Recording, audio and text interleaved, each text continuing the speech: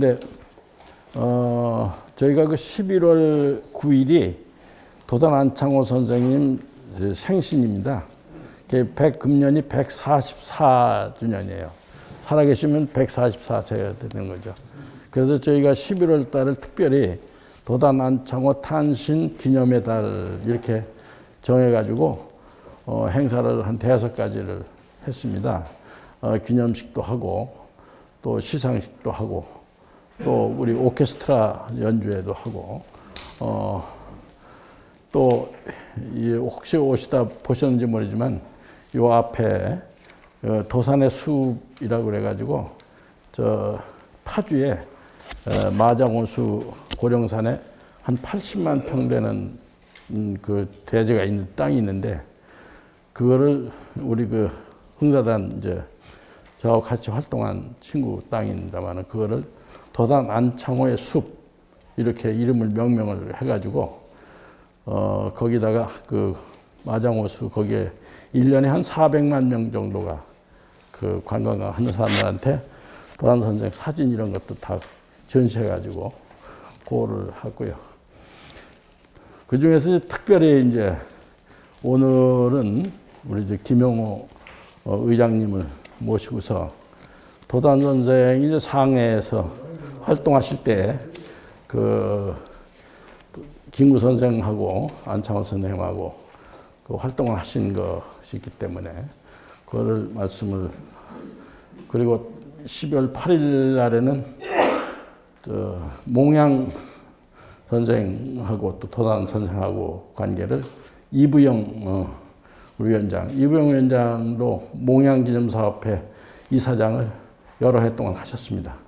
특별히 우리 김용호 의장님은 뭐 여러분들이 너무나 잘 아시는데 아마 그 백범 김구 기념사업회 회장을 또 영입하시고 특히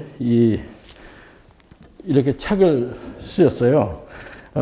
백범 묻다, 김구 답하다 해가지고 백범 선생의 에 대해서 아주 저도 몇 번 읽어봤습니다만은 상당히 아주 쉽게 그 백범 일지를 가지고 책을 쓰셨습니다. 그러니까 그냥 뭐 이름만 올리는 기념사업회 회장이 아니고 그렇게 깊이 이제 저 같은 사람은 그냥 이름만 가지고 있습니다. 그렇게 이해할 수 있고요. 그래서 오늘은 특별히 그 의장님을 바쁘신 중에도 모셨습니다. 그런데 마침 또 오늘 의장님이 오신다고 해서 그런 건지 도단 선생을 흠모해서 그런 건지는 모르지만 아주 VIP들이 많이 오셔서 감사합니다. 그 중에서 우리 윤주경 의원님, 우리 윤봉길 선생 그 손녀 되시는 우리 또 우리 이채익 의원님 지금 오셨습니다. 또 우리 안경열 먼저 그 사무총장도 오셨고요. 부산서부터 오셨습니다. 그래서 그 외에도 여러분들 다 한 분 한 분 소개를 하면은 좋겠지만 이런 정도로만 그냥 앞에 계셨기 때문에 제가 하는 거로 양해를 해주시고 강연 쪽으로 들어가기로 하겠습니다. 그래서 제가 말씀드린 대로 11월은 도단 안창호 선생 탄신 기념의 달, 특히 미국 캘리포니아주에서 4년 전에 그 도단 안창호의 날을 제정을 했어요. 11월 9일을. 그래서 미국 캘리포니아에서는 그런 행사를 또 했습니다. 도단 안창호의 날 11월 9일을 그렇게 지키고 있습니다. 오늘 다들 한 분 한 분 얘기하시지만 정말 우리 이채익 위원장 같은 분은 지금 행안위원장이죠. 그 국민의힘의 행안위원회 얼마나 바쁘겠습니까? 행정안전 무슨 사건으로 요새 바쁜지 다 아시죠? 그 등등 해서 제일 골치 아픈 그 위원장을 맡아가지고 더구나 여소야되기 때문에 숫자가 우리가 적죠? 네? 몇 대 몇입니까? 예? 행안위원회가 숫자가 몇 대 몇이에요? 지금 총 22분 중에 우리 당이 8명입니다. 22명 중에서 8명. 네. 완전히 적진에 둘러싸여 있는 위원장이시네요. 참 힘들겠습니다. 잘 해주시고 계셔서 너무 고맙고요. 또 우리 윤주경 위원님은 정말로 감사한 게 어젯밤에 밤늦게 귀국을 했습니다. 윤주경 위원 우리 김진실 위원장 소개를 했지만은 오늘도 잠깐 언급이 됩니다. 윤봉길 의사의 장손녀 내십니다. 어젯밤에 마드리드 어디죠? 스페인의 그 수도 저 대륙 끄트머리에 있는 거기서 어젯밤에 귀국을 했어요. 거기 나토 그 회의에 우리 한국 의회가 정식으로 거기 가입해서 거기서 그 해외 활동을 하고 오셨는데 나는 다른 일로 이렇게 약속했더니 오겠다는 거예요. 시차 극복도 안 되는데 안 와도 되는데 기어코 오시겠대요. 근데 내가 그 윤봉길 의사에 관한 얘기가 여기 있다는 거 상상 못 하잖아요. 도산과 백범인데. 제가 넣기를 참 잘했다 하는 생각이 들어요. 이렇게 하셔서. 그리고 우리 안경률 사무총장, 한나라당 사무총장 이끌어 가셨던 분이고 참 저하고는 아주 정치적인 동지이자 친구이고 또 이렇게 한 길을 함께 걸어왔습니다. 특별히 우리 교회에서도 우리 장로님들 또 우리 선교회 회원님들, 권사님들 이렇게 여러분들이 와주셔서 정말 감사드리고 또 고향 친구들도 또 와주시고 이렇게 등등해서 와주셔서 정말 감사를 드리고 시간이 없는 관계로 그냥 중요한 것 몇 가지를 짚어보면서 또 여러분들의 그 수준에 맞게 제가 하도록 하겠습니다. 도산 안창호, 백범, 김부 선생의 영정이라 그럴까요? 이분들의 특징은 한마디로 어떻게 정의하느냐 사람마다 다 다를 겁니다. 근데 김영호가 볼 적에는 솔선수범을 했다 하시는 분이 두 분이 그 공통적인 것을 제가 한번 뽑아봤습니다. 헌신과 희생을 했다. 그리고 투철한 애국심을 빼고 나면은 이 두 분한테는 할 얘기가 없을 겁니다. 투철한 애국심. 그리고 정의감과 용기, 남다른 정의감, 특별한 용기를 가졌던 분들이 아닌가 생각을 해봅니다. 자, 도산과 백범의 시대는 어떤 시대였나 하는 건데요. 이 쭉 하다 보면 시대 정리만 하다 보면 뭐 몇 시간이 갈 것 같습니다. 워낙 힘든 시기, 어려운 시기, 세계적으로나 국내적으로나 비상한 시기에 두 분은 출생을 하셨습니다. 자, 백범 김구를 보면은 참 우리가 개항을 하게 된 1876년 그 해에 태어났다 하는 역사적인 그 강화도 불평등 조약이죠. 일본하고 체결한 그때는 불평등 조약의 개념도 없이 그냥 체결했던 그런 시대 아닙니까? 그 태어나서. 참고로 김구 선생은 태어난 날이 8월 29일이에요. 8월 29일은 무슨 날이죠? 김구 선생 태어난 날이죠. 또 무슨 날이죠? 국치일입니다. 참 묘하게 이렇게 엮이고 있을 겁니다. 아주 그렇습니다. 그다음에 도산 안창호 평양이죠. 강서군 하는 게 우리 고구려 강서분묘 나오는 거이죠. 그래서 안흥국 선생의 셋째인데 형은 끝까지 살아 있었는데 그 형과 자기 사이에 난 그 형은 살짝 일찍 돌아가서 이름도 제대로 없습니다. 5년 후 누이 신호 출생, 이게 왜 넣었느냐? 또 백범 김구와 이 로맨스가 있습니다. 그래서 제가 넣어놨어요. 시간이 없어서 그 설명할 시간이 있을는지 없을는지는 모르겠습니다만. 자, 그리고 두 분을 더 넣었습니다. 이승만과 안중근. 자, 이 네 분 중에서 세 분은 공교롭게도 황해도입니다. 한 분은 평안도. 김구 선생을 중심으로 보자면 이승만은 김구보다 한 살 위요. 안중근은 2살 아래. 안창호 선생은 2살 아래. 안중근은 또 안창호의 또 1살 아래. 같은 시대에, 같은 어떤 아픔을 안고, 온 몸으로, 나라를 위해서 몸을 던지신 분들인데, 이분들에 대해서, 그 고향이 비슷하고, 시대적 비슷하고가 아니라, 그 어려운 시기에, 한국 현대사에서 또 독립운동사에서 독립투쟁사에서 이 내분을 빼놓고 얘기한다는 것은 참 말하기 어려울 것이다. 무슨 이념적으로 자꾸 편가름이 하고 하는데 우리나라 앞으로 이게 정말 이제 선진국이 됐는데 극복하고 고쳐야 될 것이에요. 나는 이 얘기가 조금 빗나가는 것 같습니다만은 이게 아니면 말씀드릴 수가 어려울 것 같아서 그러는데 우리나라만큼 나라를 위해서 무엇인가 업적을 남긴 사람에 대해서 인색하게 짝이 없어요. 이래가지고 어떻게 선진국 의식을 찾겠습니까? 나는 제가 어릴 때 미국 국회 의사당을 방문해가지고는 코나코나에 미국 정치 지도자들의 동상이 있는 걸 보고 놀랐습니다. 그 사람들도 인간인데 얼마나 훌륭했을까요? 또 반면에 뭐 부족한 점은 없었을까? 그런데 채워놓고 좋은 점만 보고 있어요. 저지 워싱턴만 훌륭하고 위대한 것이 아니라 많은 사람들이 있었습니다. 근데 우리는 이승만 동상도 제대로 없고, 아니 좋은 면, 훌륭한 면만 봐야 됩니다. 이승만 대통령이 없었으면은 정말 한국전쟁 때, 6.25 때 이 나라가 온전했을까라고 한번 생각해 봅시다. 등소평이가 어떤 사람입니까? 그 문화혁명 때 그렇게 박해를 당하고 둘째 아들인가에 평생 불구가 되고 했는데도 모택동에 대해서 말하라. 수십만을 굶겨 죽이고 수백만을 숙청을 해 모택동에 대해서 자기가 피해자인데 07과3이다. 공은 7개고 관은 3이다. 그래서 오늘도 천안문 광장에 모택동 사진이 그렇게 크게 붙어 있지 않습니까? 우리도 정말 제대로 된 어떤 의식, 나라에 대한 자부심을 가지려면요, 좋은 면을 좀 덜청.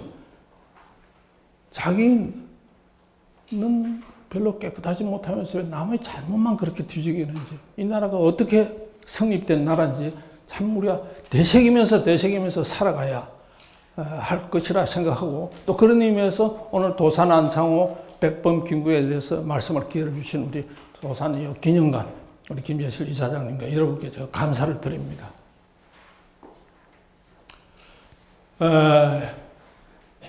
이 젊었을 적에 한 20대를 어떻게 보냈느냐 하는 것을 역부로 조금 뽑아봤습니다. 처음에는 이렇게 길었던 걸 제가 한번 줄여봤어요. 몇 가지 중요한 이 한 페이지짜리로만 그걸 했습니다.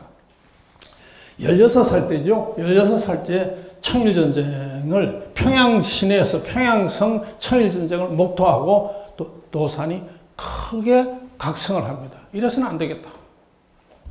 나라가 이렇게 휘청거리는 모습을 바로 생각을 바꿨습니다. 서울로 올라가서 그 당시에 구세군 학교, 언더우드 학교에 입교를 해서 도산의 운명이 거기서부터 결정됩니다. 강서군 또는 평양의 시골의 아이로 있었으면 아마 끝나고 말았을 텐데 이 도산의 운명이 이렇게 바뀌게 되는 겁니다. 그리고 서울에 있었기 때문에 이제 3전 후죠. 2년 과정을 마치고 서울에 계속 남아 있으면서 독립협회에 가입을 하게 됩니다.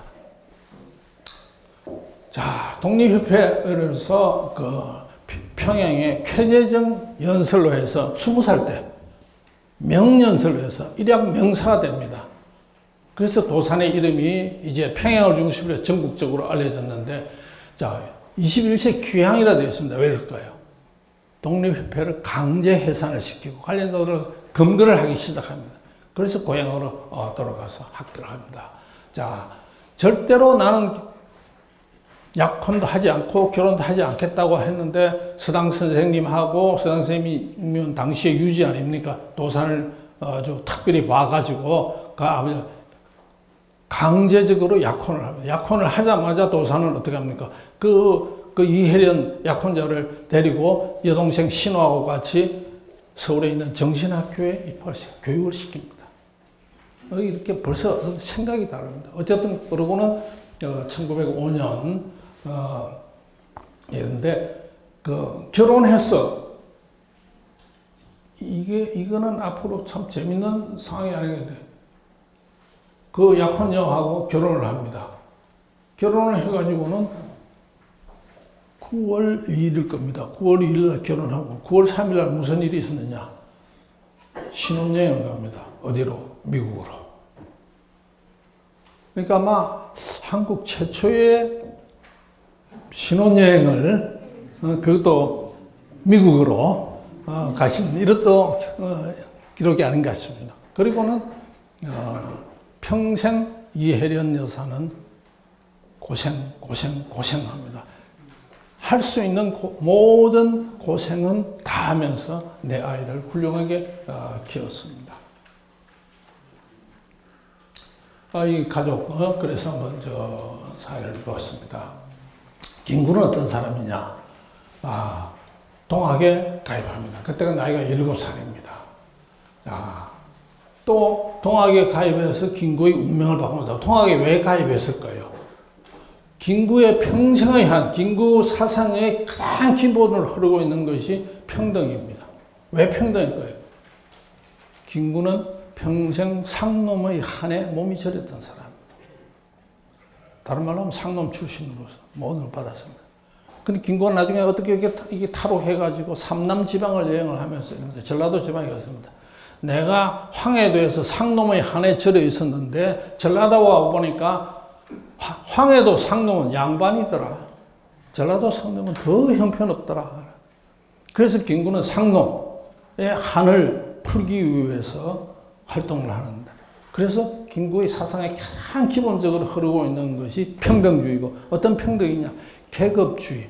반상, 양반, 상놈 이 구도에서부터 탈피를 시작해서 계급주의, 독재주의, 볼셰비즘 에 대한 철저한 반대를 김구 평생을 흐르고 있는 사상이다 하는 걸 말씀드립니다. 자, 치아포 사건 아시죠? 일본 사람 때려 죽였죠. 이게 1895년에 이른바 을미사변의 명성황후 시해 사건이라는 게 일어났습니다. 그리고는 10월 달에 단발령이 내리고 11월 달에부터 을미의병 사건이 일어났습니다. 그리고는 6개월 후에 김구의 의거가 일어나는데, 김구가 왜 일본 놈을 때려잡았느냐? 이유는 가장 중요한 목표는 그것입니다. 국모보수입니다. 무슨 말이냐? 국모, 명성하고 민비를 사유한 데 대한 복수다. 이겁니다. 이게 제가 언급하는 것은 제가 아주 역사 이 부분이 대전문가는 아니지만 나름대로 보니까요. 명성황후가 어떻게 비참하게 시해되고 살해됐다 이러면 다 아시죠? 그런데 그 이후에 우리 민중들의 반응이 속으로는 분노하고 치욕에 떨겠지만 나타난 것은 제가 볼 적 견지에서는 뜨뜻미지근하더라 이겁니다. 을미의병이 왜 일어났느냐? 명성황후 시에도 있지만은 기본적으로는 단발령에 대한 반발입니다. 머리는 벨 수 있어도 머리카락은 깎지 못하겠다는 게 단발령에 대한 반발 아니겠습니까? 그게 명성황후 시에 걸렸지만은 명성황후 나라의 왕비가 무참하게 외국군에 의해서 외국 자객들에 의해서 살해되는 데 대해서 바로 우리 국민들이 일어나지 않는다. 이건 이 망해가는 나라의 국민들 이렇게 할 수가 있겠느냐. 김구의 백범일지에 보면 간간히 우리 민중이 일어나야 된다, 민중이 일어나야 된다는 얘기가 상당히 섞여 있습니다. 어쨌든 고향에서 신교육 사업에 매진한 데가 1905년입니다. 왜 그럴까요? 안창호는 1905년에 샌프란시스코 1902년에 이미 가서 있었습니다. 1905년 을사늑약이 체결이 됩니다. 을사늑약이 체결되고 난 다음에는 엄청나게 을사늑약이 반대하고 민영환공에 자결해서부터 했습니다만은 더 이상 서울에서 김구는 죽기 위한 결사들을 조직해가지고 서울 덕수궁, 그때 덕수궁 이름이 뭐였죠? 그 앞에 광장에서 싸우다가 했는데 이런 식으로 하다가는 우리의 민중의 수준이 이런 정도면은 이게 서울에 싸우는 거 소용이 없겠다. 교육부터 가르치자. 이런 생각을 해서 김구는 귀향을 하게 되고, 도산 안창호는 이 점을 미리 깨달아서 학교를 이미 21살 때 학교를 지었습니다. 점진학교라고. 점진학교 이름 재밌죠? 왜 점진이야? 급진하면은 망한다, 이게. 갑신정변같이 급진했기 때문에 망했다는 것이 김구가 21살 때 트도록 해가지고 이 학교 이름을 점진학교로 지었습니다. 자, 여기 광진학교는 이제 얼산의학 이후의 학교, 나중에 조금 나오겠습니다. 나옵니다. 김구입니다. 백범일지에 보면 자기만큼 못생긴 얼굴은 천하에 없다. 그냥 못생긴 얼굴이 아닙니다. 빈상이고 흉상이고 이런 식으로 자기를 표현합니다. 그 김구인데 요 지금 어두워서 안 보이는데 여기다 써놨습니다. 글자 3개 있습니다. 뭘까요? 예배당입니다. 바로 기독교와 교육 계몽 사업은 한 길로 갔다. 당시에 열산의학 체결까지 중요한 사건들 꼭 와온 겁니다. 자, 여기 도산개념관에서 안창호 60년 생애를 제가 한번 관찰해 봤는데 참 60년 동안 워낙 이분이 활동을 많이 해서 좀 줄이고 해서 대충 이랬습니다. 아까 앞에 말씀드린 것도 뭐 있습니다만은, 자, 1902년에 미국을 갔다 24살 때, 그것도 부인과 함께 전기선을 타고, 그래서 그냥 미국에서 있었으면 자리를 잡았습니다. 샌프란시스코를 중심으로 10명, 당시에 10명이 있었는데 그 한인회를 조직해서 그쪽의 표현에 의하면 세계에서 가장 지저분하고 가장 엉망진창인 한국인들을 세계에서 가장 깨끗한 백성들로 안창호 선생이 만들었습니다. 그래 해서 7년 정도 이제 자리를 잡았는데, 이게 내가 이러고 이 조국이 지금 위태한데 있을 수 있네 해서 다시 한국으로 들어옵니다. 들어와서 여러 가지 활동을 수없이 하는데 그 중에서도 가장 특징한 것이 신민회입니다. 신민회를 비밀결사 조직 신민회를 만들었습니다. 그래서 전국 유세를 다닙니다. 양기탁, 대한매일신문의 양기탁 사장은 이걸 공개적으로 하자. 그래, 우리 언론에서 크게 뒷받침해 주겠다. 그래서 국민들이 이렇게 하는데 이미 도사는 압니다. 이 공개했다가는 공개할 일이 있고 안 할 일이 있는데 비밀 결사는 나가는데, 이게 1912년에 탄로가 나가지고 그것도 끝나게 됩니다만, 어쨌든 안중근 의사 사건이 터지니까 김구도 붙잡혀 들어갑니다. 가장 먼저 붙잡혀 들어간 사람이 도산 안창호, 그 다음에 김구 들어가고. 안중근 사건을 빌미로 해가지고 웬만한 한국의 일본 쪽에서 볼 적에 요주의 인물들은 다 잡아넣습니다. 그래서 나옵니다. 재구금 됐죠. 나왔다가 다시 들어가고 했는데, 그때 도산은 결심을 합니다. 이러다가 여기서 일본 감독과 감시에 제대로 못하겠다 해서 비밀 탈출, 즉 망명길에 오르게 된 것입니다. 그래서 그 거국가라고 여러분 기억나시죠? 1907년에 거국가라는 유명한 시를 짓고, 참고로 안창호가 애국가 작사도 안창호 도산 선생이 하셨어요. 물론 여러 가지 설이 있습니다만 도산 안창호가 했다는 설이 가장 유력한 설입니다. 거국가를 짓고 떠나는데, 거국가 짓고 떠나면은 행적이 들통이 나니까 어디서 했느냐? 칭다오, 청도에 가서 거기서 대한매일신문사로 보냅니다. 그래서 거국가가 유명해지게 됐습니다. 자, 시베리아 횡단철도 타고 어쩌고 해서 다시 미국에 가서 한 7년간 활동을 하면서 흥사단, 이제 중요한 거 나오죠. 흥사단을 그걸 만든. 도산 안창호 하면 가장 먼저 생각나는 게 흥사단 아니겠습니까? 흥사단 나옵니다. 자, 여기서 시간 관계상 이박 갈등 조정 실패, 하와이에서 7개월 머물면서 하와이 교민들은 단합을 시켰는데 이박 갈등은 끝내 조정하는데 실패했습니다. 이는 누구? 박은 누굴까요? 이승만과 박용만이죠. 다 잘 아시네요. 그 다음에 또 멕시코에 10개월 체류하면서 한인회를 만들고 대한인 국민회도 만들고 그걸 했습니다.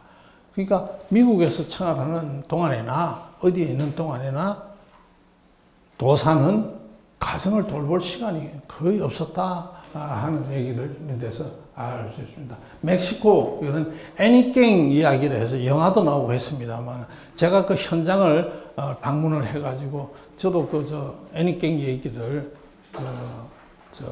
글로서 이렇게 남긴 게 있습니다만은 참 이 사기 이민 당해가지고 한 그 사람들이 그 돈을 아껴가지고 우리 독립 임시정부에 보냈다는 이 정말 참 대한민국 국민들 위대한 국민 아닌가 하는 그런 생각을 합니다. 이게 이제 그 오렌지 농장 여기는 이제 LA 근교의 리버사이드에 있는 파차파 캠프에서 있었던 것입니다. 이 파차파 캠프였습니다. 예. 여기서도 파차 캠프에서도 도산이 이 캠프에서 한인들 중심으로 했기 때문에 파차파 캠프 주인이 오히려 돈을 빌려줍니다. 그리고 한국인 같으면 얼마든지 채용하게 됐습니다. 가장 게으르고 가장 불결하고 가장 약속을 안 지키던 한국인을 도산이 거기 가서 완전히 180도 바꾸는데 그 바꾸게 되는 과정에 게으르고 불결하고 약속 안 지키는 사람을 어떻게 바꿨을까요? 도산이 매일같이 와서 그 집 청소해줍니다. 화장실도 청소해줍니다. 앞에 꽃도 가꿉니다. 그런 식으로 해서 솔선수범, 아까 제일 처음에 제가 얘기했죠. 그런 자세로 도산했기 때문에 한국인들이 세계에서 가장 게으르고 가장 불결한 게 아니라 그 반대로 만들었다 하는 것이죠. 자, 미국에 중간에 잠시 갑니다. 왜? 한마디로 돈도 다 떨어지고요. 아주 어려웠기 때문에 임시정부 청사도 도산이 가지고 온 돈으로 임시정부 청사를 가지게 되는 겁니다. 임시정부 상해 임정에서는 이제 자금이 없으니까요. 우리가 뭐 100만인지 200만 정도가 사람에 따라서 다릅니다만은 만주, 연해주, 뭐 이런 일대 또 일본 합해서 말이죠. 150만에서 250만 이렇게들 얘기하지만 교포들 있지만 거기서는 송금을 해줄 형편이 됩니까? 안 됩니까? 여러 가지 사정으로 안 되지 않습니까? 그래서 하와이, 샌프란시스코, 멕시코 이 사람들이 그냥 갔습니까? 돈 가지고 갔습니까? 아주 힘든 그야말로 반은 사기 이민, 멕시코는 완전히 사기 이민이죠. 하와이도 불법 사람들한테 당해가지고 갔었는데도 불구하고 그 사람들이 다 보낸 돈으로 도산 안창호가 임시정부 청사도 사고 나중에 이봉창 의거의 여사, 윤봉길 의거의 여사도 다 그 돈으로 이룩하게 되는 겁니다. 자, 이제 임시 의정원에서 기념사진을 가운데 앉아 계시니까 도산 안창호 백범킹무 선생이 여기 서 있네. 어떤 데는 백범킹무 선생이 도산 안창호 앉아 있는데 요 앞에 여기 앉아 있습니다. 젊은 청년들하고 뭐라고 직책의 차이죠. 네. 자, 중국으로 가서 마지막으로 이제 샌프란 26년도에 중국으로 들어가서 결국은 32년도에 윤봉길 의사의 사건으로 고국으로 이제 강제 압송당해 가지고 결국은 한많은 생을 딱 만 60생으로 말씀드려요. 이때 여기서 굉장히 고문을 많이 당했어요. 본래 가지고 있던 지병에 고문으로 그리고 냉방했어. 그래서 옥사 직전에 병보석으로 경성의대, 지금 서울의대죠. 서울의대 입원을 한 게 12월 24일 크리스마스 전날이네요. 왜냐면은 깜방에서 죽었다 그러면 어떻게 되겠습니까? 민심이 들고 일어날 테니까. 그래서 병원에서 죽었다 이렇게 하려고 했는데 얼마나 도산계들이 약이 쓸 수가 없는 그런 지경이었는데도 석 달간 찾아오는 면회객들한테 엄청난 감동을 줍니다. 하나하나 오늘 여기서 얘기 들을 수가 없습니다. 정말 꿋꿋한 삶. 한국의 지표가 되는 그런 삶을 사시다가 가셨습니다. 그래서 여기에 짧게 도산 선생을 제가 이게 총평을 했습니다만은 이거 여러분들이 이걸 한번 보시면은 그 도산의 일대기를 부족하지만 제 쓴글이 부족하다는 겁니다. 도산이라는 큰 나무를 이렇게 짧은 몇 줄로 쓴다는 게 이게 말이 안 되는 거지만은 제가 그렇습니다. 그래서 도산은 사상가를 제가 먼저 합니다. 저는 도산 공부를 하면서 도산이야말로 참 사상가구나. 처음에 도미를 할 때 1902년에 미국으로 가는 것은 아내하고 같이 간 것은 뭐 하러 갔느냐? 공부하러 갔습니다. 자기는 교육학 박사가 되어가지고 돌아와서 이 나라 교육을 이 인재를 양성해가지고 우리도 저 일본한테 큰 소리 치고 외국의 선진국이 되겠다고 교육 공부하러 갔는데 가서 한국의 저 현실이나 들어오는 소식이나 우리 이 교민들의 상태를 보고는 지금 내가 한가로이 지금 공부할 때냐 해서 공부를 포기하고 했는데 도산이 그 사상가, 위대한 사상가다 하는 것을 제가 도산을 공부하면서 엄청나게 느꼈습니다. 그리고 대공주의라는 이 사상책의 한 부분인데 나중에 뭐 말씀 얼마나 들을지 모르겠습니다만은 공이 아니고 사가 아니고 공이다. 그것도 크게 공적으로 하자. 리퍼블릭 아시죠? 이런 이 공적인 그 마음과 자세가 우리 민족에게는 지금 부족하니까 대공주의, 모든 걸 대공으로 나가자 합니다. 이 대공주의 연설을 도산이 가는 곳마다 연설해가지고 열렬한 호응을 받습니다. 다만 아쉬운 것은 도산이 이 대공주의에 관해서 글을 쓸 시간이 없었다. 그만큼 생활이 바쁘고 모든 곳에서 도산 했기 때문에. 그래서 대공주의에 관해서 후세 학자들이 도산의 연설문만 가지고 대공주의를 이렇게 얘기를 하고 정리를 하고 하는데 여러분들 말하는 거하고 글로 쓰는 거 좀 다르지 않습니까? 참 그걸 남겨 썼으면 하는 그런 아쉬움이고 도산은 한평생 차기가 없었습니다. 오직 나라를 위해서 남을 위해서 이랬던 그런 사람. 그래서 사상가고 실천가고 애국적인 혁명가입니다. 도산은 혁명가입니다. 그냥 무슨 현실 뭐 개조 개량주의 이런 차원이 아니다. 그리고 독립운동가였던 도산이다 하는 것입니다. 제가 여기 지구를 4만 킬로 돌았다 했는데 이건 어떤 사람이 그렇게 해서 그냥 무심코 썼는데 제가 간단히만 생각해봐도 4만 킬로 훨씬 넘는 거예요. 젊은 학자들이 있으면 이런 것도 다 계산하고 저도 시간이 있었으면 지구를 크게 하나 그려놓고 도산이 머문 지점을 점점점 기간을 이렇게 정리하다가 시간이 없어서 못했습니다만 태평양을 5번 건넜습니다. 대서양도 1번 건넜습니다. 시베리아 횡단철도도 탔습니다. 북미 미주 대륙도 완전히 횡단철도로 가고 종으로도 또 가고 그것만 했습니까? 독일, 영국, 멕시코, 하와이 다 거치면서 그냥 갔습니까? 단 한 번도 자기 생활은 없었습니다. 와서 동포들을 결집시키고 한국의 독립을 역설을 했습니다. 본인 스스로가 대공주의입니다. 스스로 몸소 실천을 했습니다. 그래서 제가 그랬습니다. 누구보다도 무실역행했대. 무실역행이 뭐죠? 흥사단의 그 4가지 그걸 뭐라 합니까? 못 따라 그러니까 중심 사상이 무실역행 충행 용감 아닙니까? 그 무실역행을 하는 것입니다. 이다 실학에서 나온 거라고 하죠. 자, 기독교에서는 한국의 에레미야다 이렇게 하는데 이 얘기는 이제 파인 김동환 국경의 밤 유명한 시인이죠. 이 파인 김동환도 친일파로 몰려가지고 또 곤욕을 치렀는데 파인 김동환은 친일파로 몰린 사람 중에서도 예외적으로 나 친일했다라고 스스로 자복을 했습니다. 친일 얘기 잠깐만 제가 한 30초만 하자면은요. 백범 김구는 일본 놈을 때려 죽어가지고 그게 치아포 사건입니다.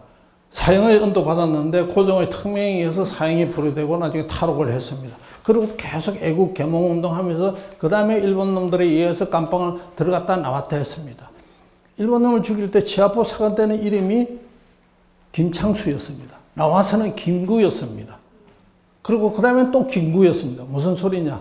처음에 구자는 거북이 구자고 뒤에 구자는 아홉 구자입니다. 그런데 김구가 상해로 탈출해 나갑니다. 3.1운동이 일어났을 때. 1910년에 나라를 잃고 1919년에 3.1운동이 일어나서 상해로 망명을 갖고 난 다음에야 일본 헌병대에서 김구가 치아포 사건을 일으킨 나쁜 놈이다 하는 것이 일본 형사보고서. 그때 떴다 하는 거예요. 경무국장을 했지 않았습니까? 그러니까 그런 보고를 받죠. 그래서 김구는 새로운 탐복을 합니다. 조선민족의 피가 흐르구나. 일본 밀정이라 하더라도. 왜냐하면 황해도 일대에서는 다 알아요. 김구가 일본 놈 때려 죽었다는 사실 다 알아요. 누구만 모르느냐? 황해도 전체에 깔려있는 일본 형사들만 몰랐다. 밀정들도 피는 흐르고 있구나. 하는 이런 그 생각을 그걸 하는 거예요. 그런 정도로, 요즘 친일파라 해가지고, 그냥 요만큼만 묻어도 다 그냥 때려잡겠다 하는데, 2천만 당시 동포 중에서 덴노헤이카 반자에 부르지 않고 어떻게 살았겠어요? 네? 그러니까 이게 정도로 따지자. 저는, 조금 빗나가는 것 같습니다만, 이게 대해서 한번 말씀드리자면, 친일파가 어떤 친일파냐? 아주 친일을 한다 해가지고 완장 차가지고 우리 조선 민중을 괴롭힌 사람 있습니다. 그런 사람 용서하면 안 되죠. 그리고 또 친일을 빙자해가지고 엄청나게 재산을 모은 사람들 있어요. 남은 것도 뺏고 말이야. 이런 사람들 그냥 놔두면 안 돼요. 또 있어요. 이론적으로, 사상적으로, 학문적으로, 무슨 황국 시민이 돼야 된다 하고 막 한다. 이런 사람들은 친일로 해야 돼.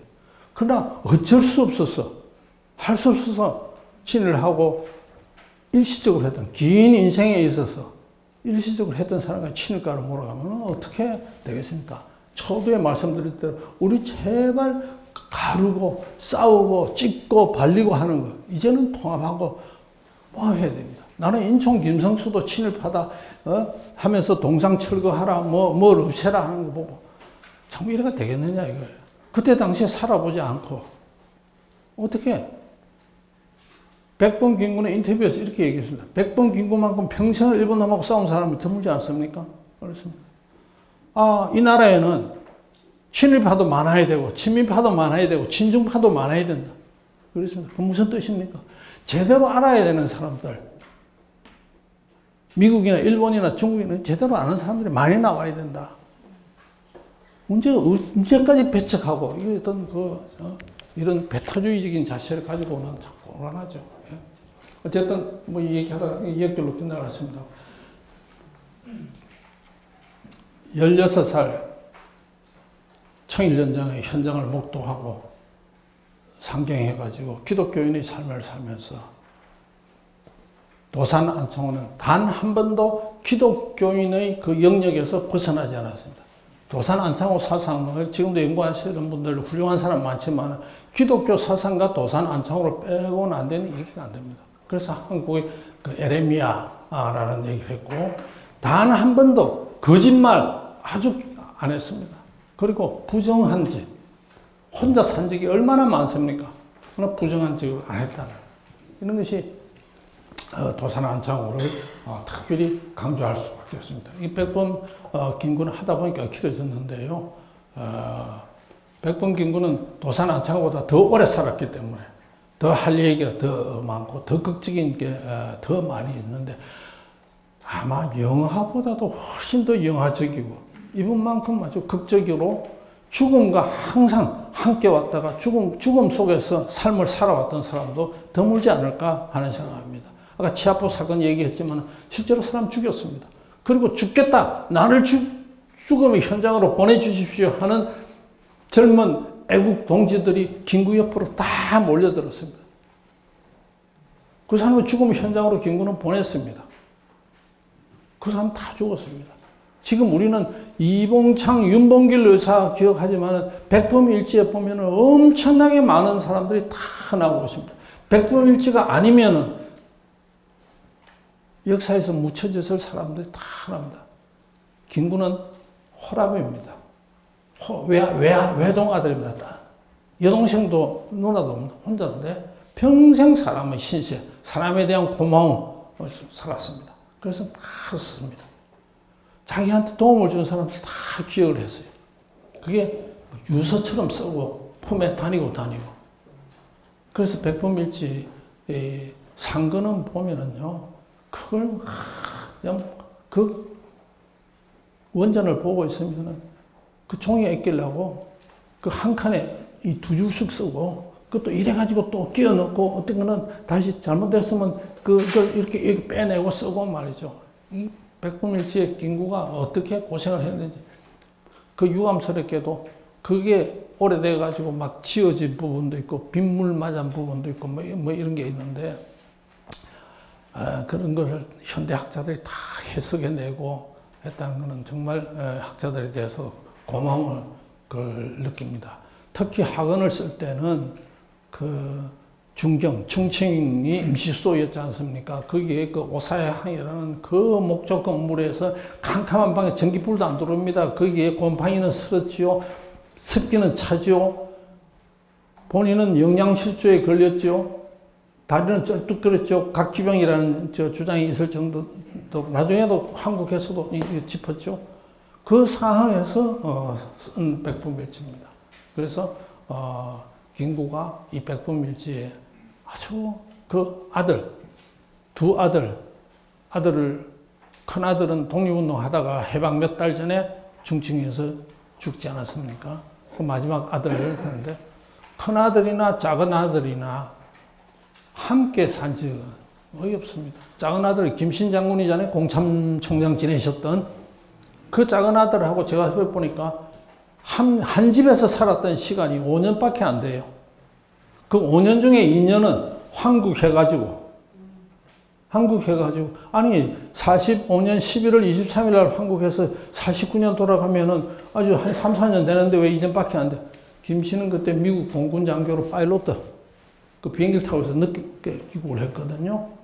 그런 사람이 있었기 때문에 6.25를 우리가 또 공군으로서 다 견뎌냈던 거 아니겠습니까? 네. 이게 백범일지입니다. 이게 어디서 얼마나 자세히 나올지 모르겠습니다만은 이런 것을 어떻게 하겠습니까? 이렇게 없어져 버렸습니다. 아예. 그리고 이 한 칸에 두 줄씩 쓴 백범일지입니다. 그것을 제가 부족하지만은 이 백범일지 이런 해설서를 냈습니다. 오늘도 여기 보입니까? 제가 두 권을 가지고 왔습니다. 오신 분 제가 드리려고요. 백범일지 모르시는 분 있습니까? 대한민국 국민 중에 백범일지 모르시는 분 없어요. 다 알아요. 근데 백범일지 제대로 읽어본 분도 없더라고요. 왜냐? 사실은 좀 어렵습니다. 한글로 써난 백범은 가능한 한 한자로 썼습니다.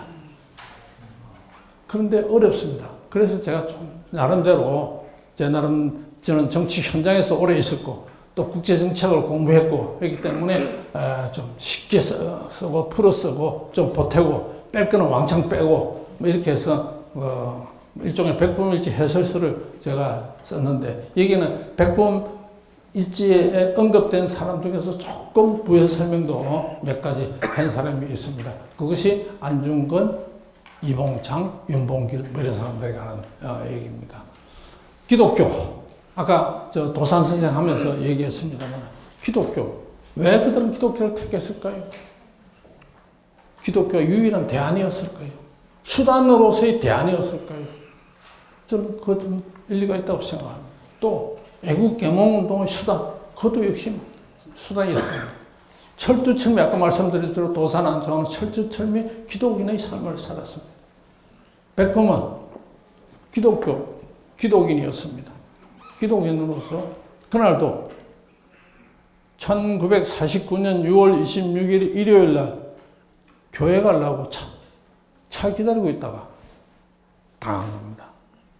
기독인의 삶으로서 백범도 마감하고 기독인 삶 지키려고 노력했던 사람이지만 김구의 종교적인 색채는 아주 다양하고 다채롭습니다.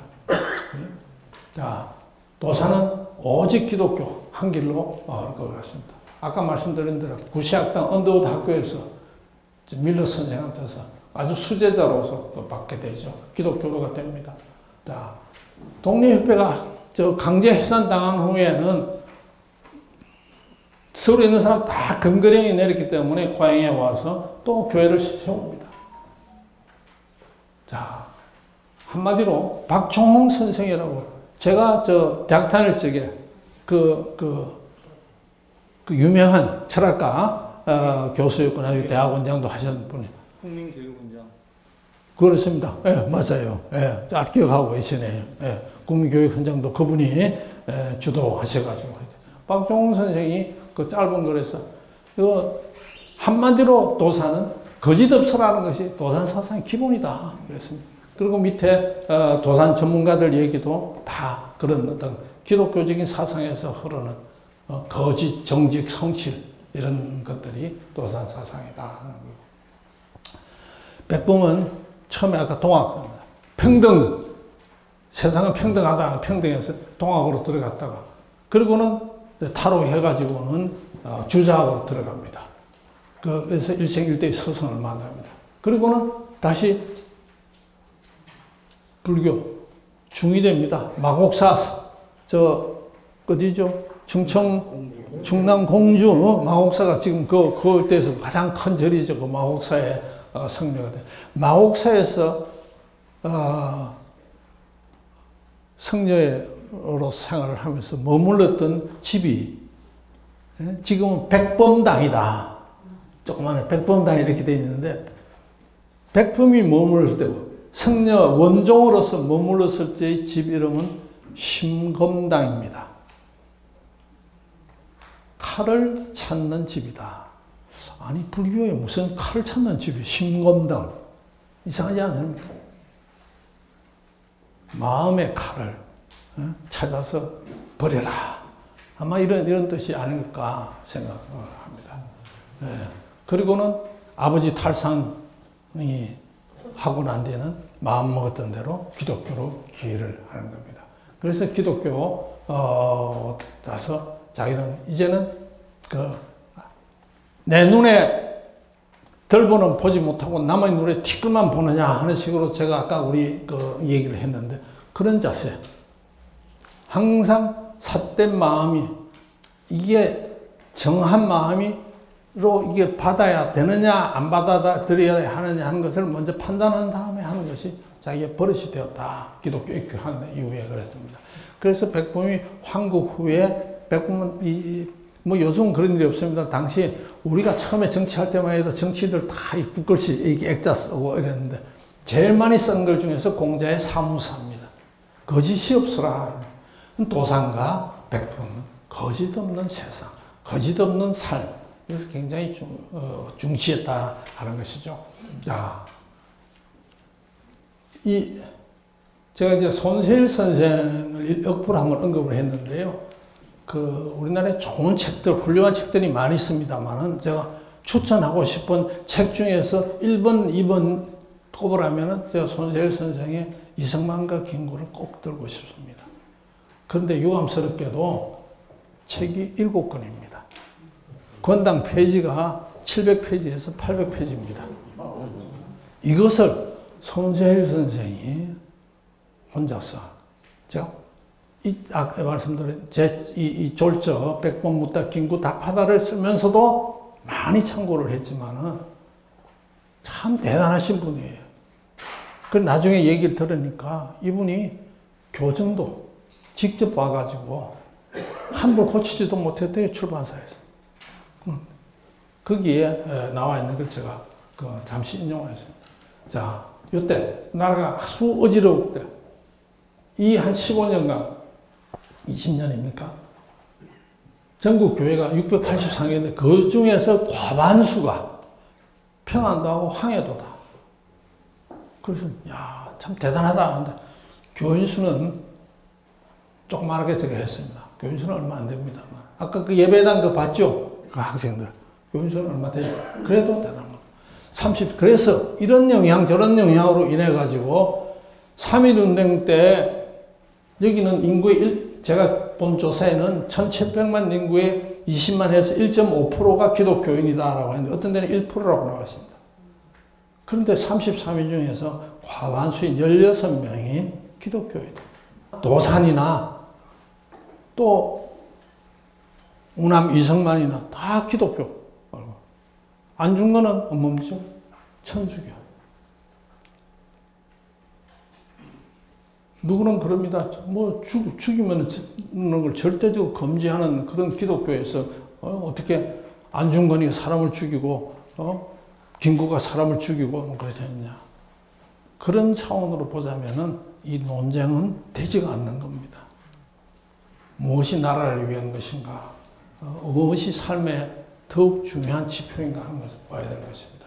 이게 넘어가겠습니다. 이건 뭐 참고하시고. 교육만이 살 길이다.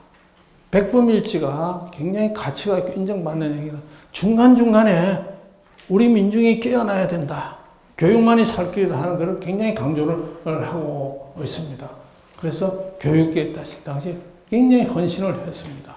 아까 그 을사조약 이후에 우리 민중의 태도도 얘기했지만 중국에 가서도 중국 민중과 한국 민중을 비교를 합니다. 자기 한국 떠난 지도 오래됐는데 그렇게 폭격으로 공습으로 막 사람들이 막 수없이 죽었는데도 한국 사람 같으면 어떻게 했겠느냐.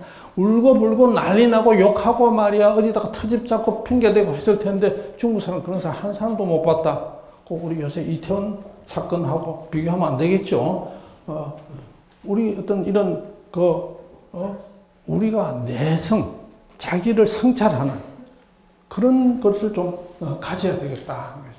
자, 김구와 도산은 이 신민회가 중심이니까 학교를 주립니다. 신민회 도산이 만들었다 그랬죠. 그러면 백범은 뭐냐? 신민회 황해도 총책이었습니다. 그러니까 그렇게 알았다는 거죠. 자, 이 정부인가 사립학교가 1906년에 63개였는데 1910년에 나라 있기 직전에 2237개입니다. 미인가까지 합하면 5,000개가 넘는다는 학자의 주장이 있습니다. 이럴 정도로 많이 번져났습니다. 아까 양반 상놈은 얘기했으니까 넘어가고. 안학사건으로서 안명근이라는 사람은 안중근 의사의 사촌입니다.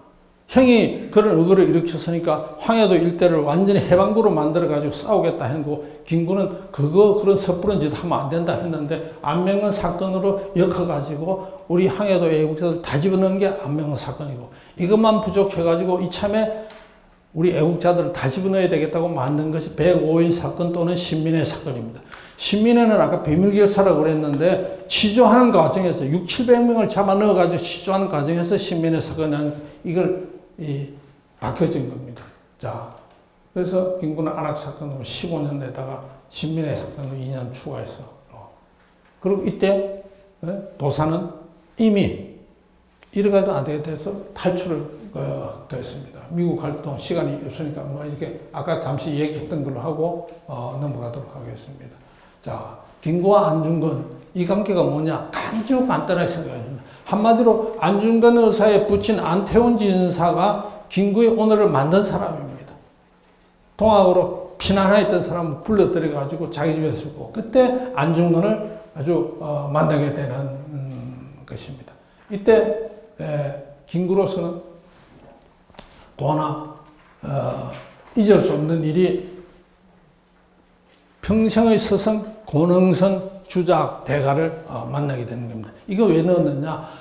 안태훈 진사가 이 유객들을 불러가지고 시놀이를 하고 김구 보고도 자네도 하나 짓게 했는데 김구는 자기는 능력이 부족해서 못 짓습니다 하면서 그때 식기를 주고받고 했는데 기억나는 식구절이 요것밖에 없다라고 했는데 과연 이 구절밖에 없어서 김구가 백범일지에 이 구절만 썼을까요?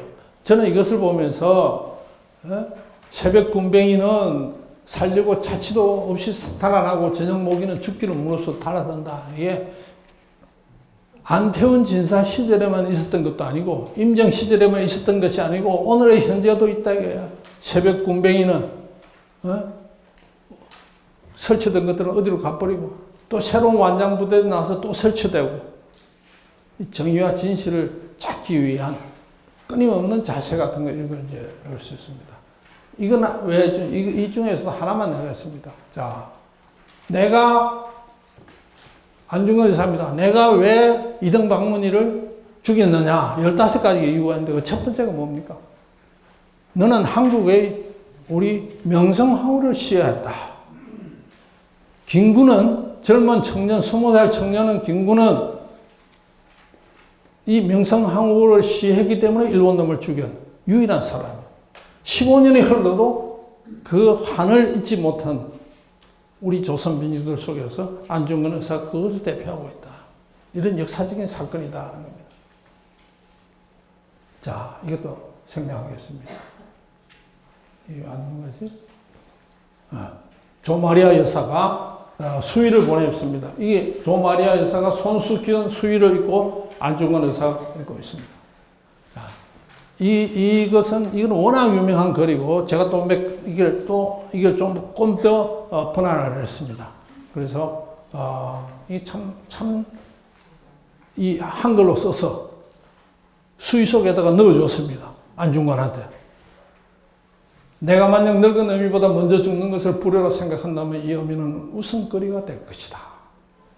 너의 죽음은 너 한 사람의 것이 아니라 조선인 전체의 공분을 짊어지고 있는 것이다. 내가 항소를 한다면 그것은 일제의 목숨을 구걸하는 것이다. 내가 나라를 위해 이런 적 딴 마음 먹지 말고 죽어라. 어미는 현세에서 너와 재하기를 바라지 않는다. 훗날 천당에서 만나자. 아니, 자, 어머니가 자식 보고 죽어라고 하는 그런 어머니가 어째 있어. 더구나 천주교, 독실한 조마리아 여사. 개명했죠. 본래는 이름이 뭔지 밝히지 않고 개명해서 조마리아 천주교식으로 했는데 이렇게 한 분이 어머니다. 그래서 그 어머니와 그의 아들이야.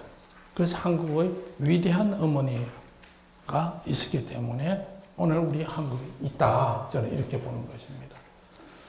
쭉쭉쭉쭉 대를 이어서 오는데 그 중에서도 김구 선생의 큰아들 안미생, 안중근의 조카딸, 안중근 제일 큰아들, 안정근 둘째 아들, 안공근 셋째 아들, 안정근의 딸입니다.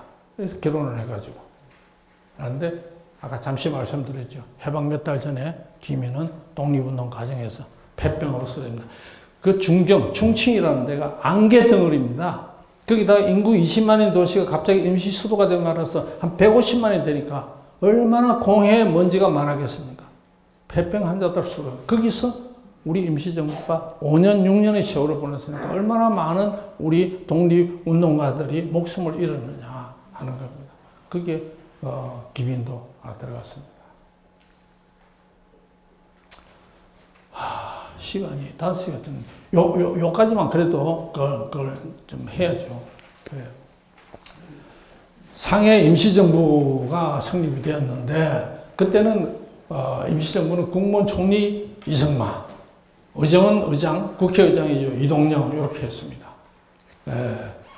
그리고 안창호 도산 선생이 미국에서 가지고 온 돈으로 보청리에다가, 임시정부 청사를 마련했습니다.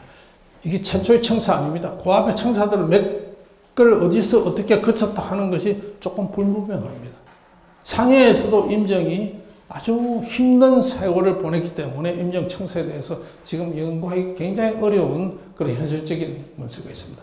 도산 안창호가 한 것 중에서 재미있는 것들이 한두 가지가 아니고 역사적인 게 한두 가지가 아닙니다만은 연통제와 교통국을 설립했다. 이게 뭐냐? 국내와 기반을 쌓는 겁니다.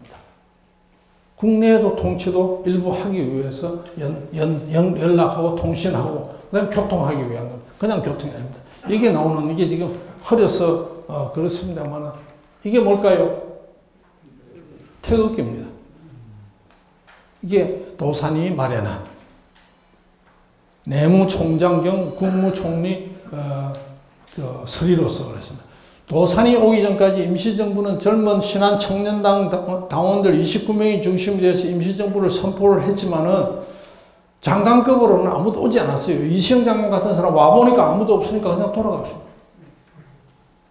그 도산이 와가지고 다 만들었는데 문제는 걸림돌이 하나 두 개가 아닙니다.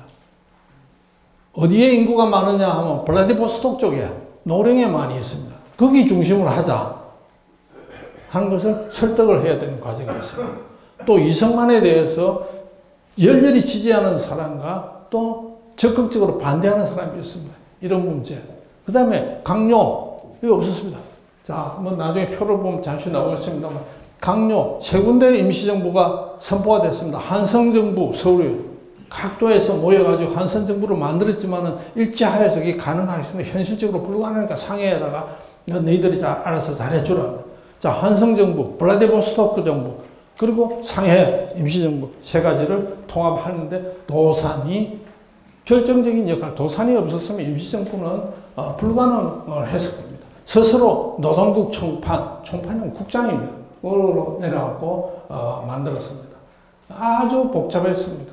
자, 이렇게 이승만을 대통령으로, 이동인을 국무총리로 등등 하고 노동국 총판 안창호 이렇게 통합임시정부의 역사적 이해는 굉장히 중요하기 때문에 여러분 꼭 한번 이 프린트물 가지고 가셔서 하십시오.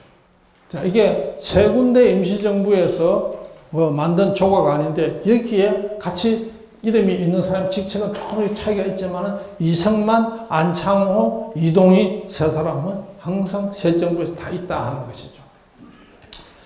자, 도산은 아까 사상가를 그랬습니다.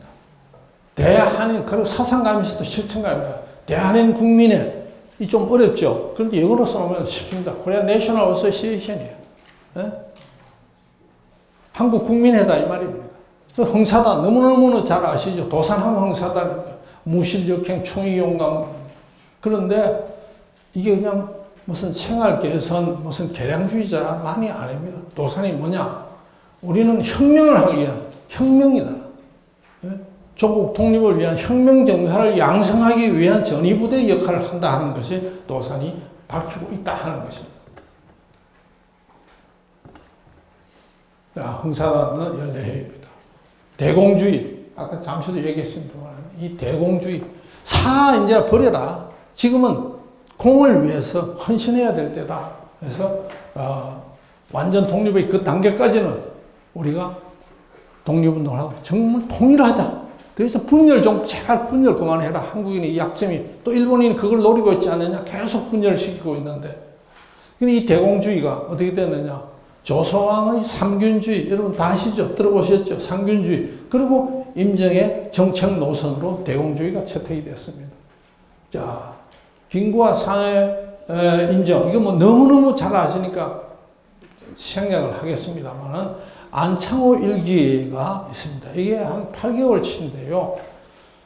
본인이 썼다, 본인이 안 쓰고 다른 사람이 썼다는 이런 얘기도 있습니다만 어쨌든 거기서 안창호 일기에 김구가 48번 언급이 되고 있습니다. 8개월째.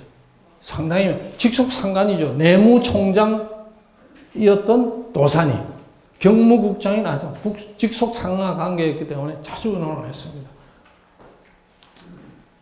자, 이 임정은 처음부터 끝까지 힘들고 어려운 길을 걸어왔습니다. 그 중에서도 좌우익 대립이 참 심했습니다. 민족주의자들도 점점 좌파 쪽에서 땡겨갔습니다. 왜 그러냐? 레닌이나 러시아 쪽에서 직접적으로 영향을 미쳤기 때문입니다. 그래서 어려운데 김구는 끝까지 민족주의적인 입장에서 임정을 사수했습니다. 그때 창조파, 개조파, 창조파라는 것은 임정을 없애고 서로 만들지 않고 개조파는 임정을 좀 바꾸자. 개조파는 이제 안창호 같은 사람이고 김구는 소수였어요. 극소수죠. 임정 끝까지 사수하겠다. 이런 사람들이 있었기 때문에 임정이 지탱이 됐다는 것입니다. 그리고는 세월이 이제 흘렀습니다. 자, 흘러봤자 몇 년 안 됩니다만 25년에서 27년, 2년도 안 되는 사이에 이제 대통령 이승만은 미국으로 가버렸습니다. 이동일은 국무총리 했는데 블라디보스톡으로 떠났습니다. 이동일은 좌파를 대표하고 이승만은 우파를 대표합니다. 대통령과 국무총리가 맨날 싸웠어요. 둘 다 가버렸어요. 시차는 조금 있지만. 그래서 이제 헌법을 고쳐가지고 국무령제를 했는데 국무령 7명을 바꿀 동안에 2년의 세월이 걸리지 않았다 이거야. 임시정부가 튼실했으면 이런 일이 있었겠습니까? 메르켈은 15년을 했는데. 이래서 다시 김구는 국무위원장으로 또 개헌을 하지 않을 수가 없습니다. 그런데 청사 집세도 못 냈으나 집세가 비쌌습니까? 30원입니다. 나중에 또 금액 얘기 조금 이따 나옵니다만 그 돈 낼 형편도 못 내고 오직 했으면 임정 그 권총 4자료 중에서 2자료도 팔아가지고 이 청사 유지비로 써야 되는 그런 판국에 어떻게 했습니까? 초반에 잠시 말씀 편지 쓰기였습니다. 편지 어디다 썼습니까? 주로 하와이, 미주에 있는 동포들에게 그 편지가 이제 오기 시작을 했습니다. 그래서 이봉창, 윤봉길 의사의 의거도 성립되는 것입니다. 자, 도산 하면은 유일당 운동입니다. 그런데 이걸 도산이 쭉 했습니다. 이렇게 팝을 나눠지고 이념적으로 분열하게 되겠네 해서 유일당 운동을 주장을 했는데 결은 조금 다르지만 결국은 그 유일당 운동은 백범 김구에 의해서 마지막에 수용이 됩니다. 임시정부에서 중경정부죠. 도산은 일대 혁명당, 유일당이다, 민족유일당, 유일혁명당 이다 했습니다. 이당칠입니다. 이 러시아 영향도 많이 받았고 손문의 국민당 영향도 많이 받은 거예요. 당을 중심으로 했습니다. 백범은 어떻게 수용하느냐? 임시정부가 허약하니까 임시정부를 뒷받침하는 정당이 필요하다. 이런 차원에서 도산의 주장에 적극적으로 동의하면서 약간까지 뜯어고치고 강복 운동자의 대당들의 정당이 임시정부를 앞으로 지도하도록 그렇게 만들었습니다. 자, 그리고는 이제 만주사변이 나고 이제 일본의 거대한 힘으로 밀고 들어오기 때문에 이래가지고는 안 되겠다 해서 탕무계획이라는 것이 나오게 됩니다. 그래서 첫 번째가 이봉창 의사입니다. 자, 이봉창 의사 요 한 줄, 제 책에 이 한 줄로 그때 당시 상황을 설명해 줍니다. 그저께 당신이 그 흐름한 옷, 김구는 평생 집이 없었습니다. 그 흐름한 옷, 이 1년 내내 갈아입지 않은 그 흐름한 옷 속에서 김구 그 백범일지에 보면 안에다가 호주머니를 답니다. 거기에 돈을 현찰을 넣어가지고 거기서 꺼내가지고 이봉창한테 주니까 이게 돈을 받고 눈물이 납니다. 당신은 상해 프랑스 조개 밖으로 한 발자국도 못 나가는 사람입니다. 상해는 그때 4개국이 조차구역이었잖아요. 그 중에서 프랑스 조개 제일 작아요, 면적도.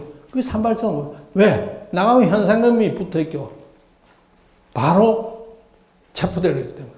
그래서 내가 이 돈, 술 잘 먹고 놀기 좋아하는 이봉창이 내가 이 돈 먹고 튀면은 당신은 어떡할 거냐? 근데도 나를 믿고 주더라. 내 반드시, 당신한테 이런 은혜, 이런 신뢰를 받고 내 평생 처음이다. 그래서 이봉창이 처음에 김구와 만나가지고 어느 정도 통화되고 뭐라 하냐. 내가 30년을 살아가고 온갖 쾌락을 다 누려봤는데 앞으로 30년 이런 쾌락 더 누려보면 뭐합니까? 나는 영원한 쾌락을 누리기 위해서 당신을 찾아왔으니까 영원한 쾌락을 누릴 곳으로 나를 안내하고 인도하소서. 어딥니까? 그래서 이봉창이. 자, 1월 8일 날 물품을 방매하겠다. 이봉창이가 도쿄로부터 김구한테 보냈습니다. 그리고 1월 8일 거사가 있었는데 불행히 폭탄은, 여기 오늘 저 그림은 안 났습니다. 자, 우리 윤주경 의원님의 할아버지 얘기를 간략하게 하겠습니다. 23살에 장부출가 생불안. 제가 아까 그 20대 때의 도산과 백범의 얘기를 초반부 했죠. 그 외 나이들을 쭉 쓰면서 했는데 왜 그랬느냐. 23살. 도산과 백범이 이 20대까지. 그래서 나는 우리나라 교육제도 정말 심각하게 고려해야 됩니다. 도산 안창호 비난한 농민의 자식입니다. 백범 김구 상놈의 자식입니다. 이런 데서 위대한 애국자가 나왔는데 지금같이 이런 좋은 환경에서 왜 우리 아이들은 이런 식으로 우리가 교육을 모든 돈을 교육비에다가 때려 붓고 있으면서도 왜 교육에 대해서 다 불만인지. 23살 윤봉길, 청년 윤봉길이 사내 대장부가 뜻을 세워서 살아서 돌아오잖아요. 결혼했어요. 아이도 있어요. 누가 가르쳤습니까? 이 대한 이 국민들의 씨가 특별히 남다르는데 나는 교육이 좀 망치고 있는 것 같아요. 좀 우리 한번 심각하게 지금은 우리 생각을 해야 될 때가 아닌가. 애들 풀어줘야 됩니다. 예? 위대한 아이들로, 위대한 대한민국의 국민으로 이 세계를 이끌 수 있도록 이끌어줘야 됩니다. 그런데 이거는 좀 심했어요. 예? 우리 윤 의원님, 할아버지가 좀 이거는 심했어요. 강보에 쌓인 두 병정에게 그때 3살, 그러니까 1살인가 그랬는데, 예? 내 지금 나이 지금 너희, 어? 아버지가 27년생이니까 72년도 의거했을 때 5살. 5살. 그리고 그 둘째 아들은 30년 아마 갓 태어났어. 가을부터 태어났으니까 72년도 의거할 때는 돌 조금 지났어. 그래, 돌려. 하나 5살 하나. 그런 애한테, 어떻게 이렇게 말이지. 윤봉길 의사가, 너희도 피가 있고 뼈가 있다면 조선을 위하여 용감한 투사가 되어라. 태극의 깃발을 높이 날리고 나의 빈 무덤 앞에 찾아 환잔수를 보아라. 좀 심한 거 아니냐 하는 정도로 철두철미 목숨을 걸고 독립운동을 했다 하는 얘기. 자, 우리 윤봉길 의사 대단하지 않습니까? 참 공교롭게도 이 홍구공원에서 그걸 하는데 홍구공원에서 채소를 장사 8일을 하고 있었어요. 그러니까 홍구공원의 위치는 다 너무너무 잘 알죠. 오늘은 다 이게 다 하늘에 어떤 그 점지가 있었던 게 아니냐 하는 생각입니다. 자, 청사 60만 원, 그 현상금이 붙었습니다. 60만 원의 현상금은 이제 윤봉길 의사의 배우가 누구냐 해가지고 했는데 김구목에 60만 원이 이제 붙었는데 이게 20만 원씩 조선 총독부, 상해 주동부, 사령부 이런 거 해보세요. 체계 금액 그런데 이게 계산을 해보니까 청사 임대료 1600년치다. 네? 그럼 대충 금액이 짐작 가죠. 그런데 아무도 밀고를 안 했다. 대단히 우리 국민들, 우리 동포들 위대하지 않습니까? 네.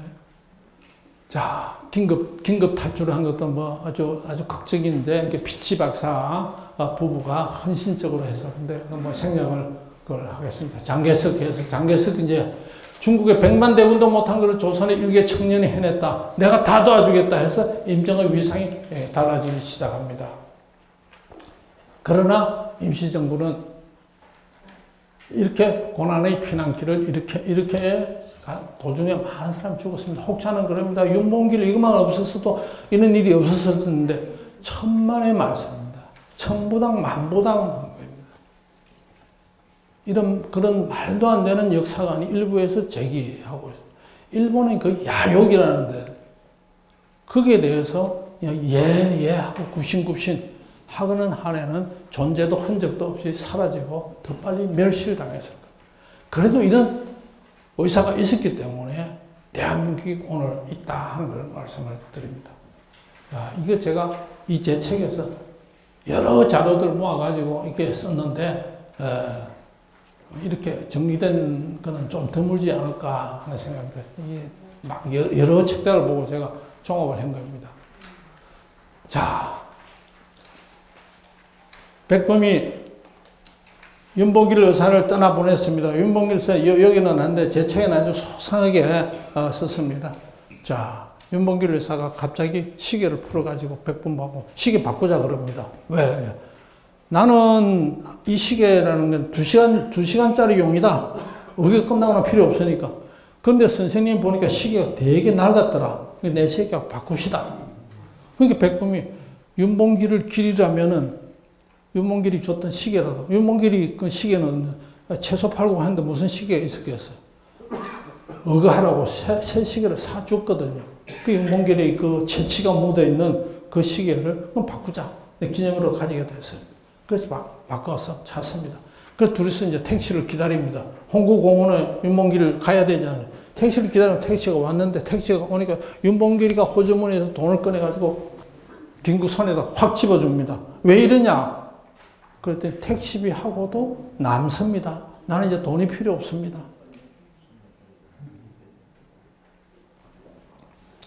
백범 김구가 말을 잊지를 못하는 거예요. 그래서 아까 여기 내가 천하 영웅 윤봉길이 제가 지어낸 거 아닙니다. 백범 일지에 백범 김구가 천하 영웅 윤봉길이다. 그 영웅의 도량이 아니면 어떻게 이런 일이 있을 수가 있겠습니까?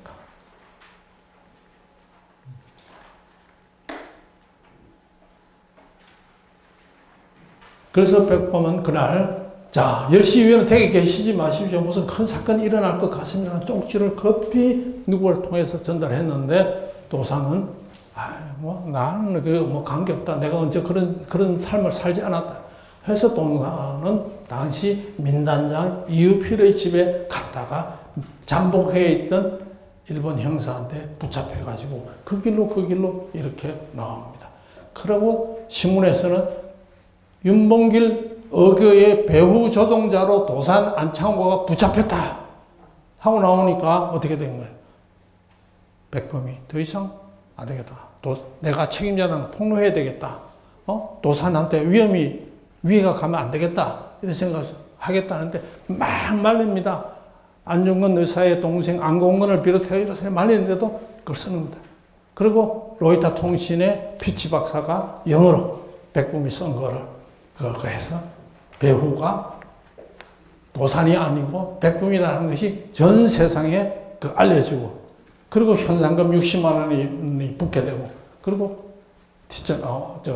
도망을 해가지고 힘든 인적의 항로가 시작이 됩니다. 도산은 그 길로 한국으로까지 압송이 돼가지고 모진 고문에 시달려요. 그리고 서대문 형무소에서 다시 대전으로 이감하고 이제 도산 옥중 생활이죠. 백범 김구가 48년 죽기 암살당하기 1년 전에 이렇게 됩니다. 16년 전 4월 29일 윤봉길 의사가 상해에서 적개 실학화와 백천을 박살함으로써 찬란한 세계의 역사의 한 페이지를 창조하던 그날에 우리는 선생님을 저에게 빼앗겼습니다. 바로 이렇게 역사가 얽히고 설킨 그런 관계입니다. 자, 인정돼가지고 이렇게 그런데 백범이 이제 중경시대 우여곡절을 거쳐서 완전히 이제 주도권을 장악을 하게 되고 그리고 그 주도권이 확립된다. 요즘 뭐죠? 협치다 이런 얘기 많이 있잖아요. 그 흔들리면 안 되는 게요. 임정에서도 이게 어떻게 됐냐. 임정에서 최초로 좌우연합정부가 백범에 의해서 형성이 되는데 그것은 백범이 주석으로서 당, 정, 군 다 장악을 했습니다. 그리고 한국독립당 중심으로 뒷받침되었습니다. 이런 주도권이 확실한 다음에 좌파를 좌익을 받아들였다. 잘못하면은 배가 산으로 거꾸로 갈 수도 있다. 확실히. 그리고 한쪽이 뭉치면은 한쪽은 흩어지게 됩니다. 좌익은 분열이 됐습니다. 자, 시간 관계상 그 정도로만 얘기를 드리겠습니다. 자, 죽기 직전입니다. 검사가 또 치조를 합니다. 그런데 도사는 이렇게 대답을 했습니다. 이거는 일제의 취조문에 나와 있는 정도니까 실제로는 이거보다 훨씬 더 하겠죠. 나는 대한민족 전체가 대한의 독립을 믿으니 대한이 반드시 독립이 될 것이요 하늘이 대한의 독립을 명하니 대한은 반드시 독립할 것이다. 끝까지 이 독립에 대한 이 도산 안창호의 그 위대한 사상가적이죠. 일체된 이런 어떤 그 자세 이걸 우리가 볼 수가 있고 백범일지에도 한마디 하자면 백범에 대해서 잘못 알려진 게 많이 있는데 그 백범일지 교과서에 수록된 나의 소원의 마지막 부분에 나의 정치 이념은 한마디로 자유다. 그것은 공원에 꽃을 꺾는 자유가 아니고 공원에 꽃을 심는 자유다. 나는 대한민국의 모든 이 교육자들이 이런 생각을 좀 진지하게 해주기를 바라노라 하는 것이 나의 소원에 분명히 적시되어 있습니다. 이것이 백범과 도산의 꿈, 도산이 그렇게 고생하면서 백범이 죽음을 불사하면서 이룩하고자 했던 오늘의 대한민국이 우리 후세들이 그 길을 과연 제대로 하고 있느냐 안 하느냐 하는 것은 우리 한번 생각해 보는 그런 시간이었으면 좋겠습니다. 여러분 경청해 주셔서 고맙습니다. 감사합니다.